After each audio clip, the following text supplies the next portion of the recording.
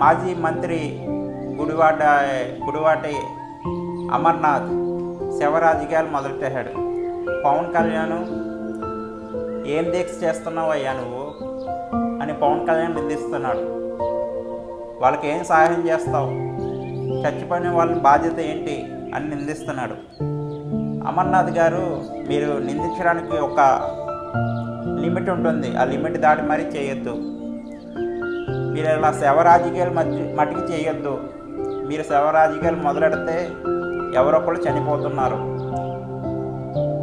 గోవింద ఏడుకొండలవాడ వెంకటరమణ ఇప్పుడు చనిపోయిన వాళ్ళ కోసం, ఆ చనిపోయిన 6 5 minutes ప్రేయర్ చేద్దాం.